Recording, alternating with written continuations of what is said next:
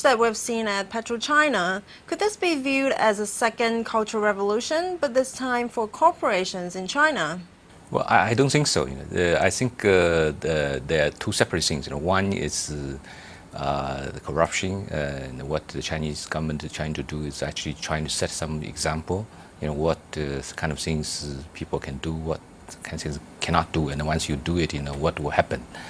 And there's another thing is the SOE, which always been a problem, because they privatized most of the loss makings, but all the left ones are very profitable in the monopoly sector, and that affects the structure of the economy, the innovation, and also the global image. Xi Jinping is looking at these state-owned enterprises like PetroChina, and the problem with most of the SOEs is more of structural in nature, like spending lots of money and not looking at their accounts. Well, I think most of the SOEs, I think their problems is less of corruption, is more of structure in nature. They monopolize the sector. Well, it's I think if you look at the last 30 years, the SOEs built all the infrastructures, the telecom, the highway. So in that sense, it made contribution. But the trouble is that going forward, what about the innovation? What about the cheap capital which is feeding the bubbles? So those are really the issues which less prominent than corruption. Corruption is actually isolated cases, but the state sector as a whole is a structural issue.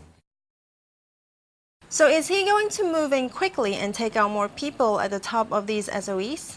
I think he has to do, in both fronts. He has to take out all those corrupted, the persons, and he also have to do the structural change, in his SOEs in the economy. There's no way you can do one without the other. Will he face any sort of fury in doing this? Well, I think if you look at the back at the history, he probably has the most power, since 1949 to do reform. So in that sense, I think the question for him is how to do the reform so it can, reach the order, which China needs. Because right now, it's not like 10, 20 years ago. China has all the infrastructures, has all the markets, but there's a little bit disorder, and that needs to be sorted out. And corruption is a key issue; it has to sort it out. And also the monopoly is another issue. He has to find a way to limit. How long will it take him? 1 year or 5 years? Well, he has 10 years, basically. So I think next few years will be critical. But this is a long journey. If you're looking back 30 years, China has changed so much. So I'm always optimistic, because what I have seen in the past is that what China achieved is more than what I always expected. It's an amazing country.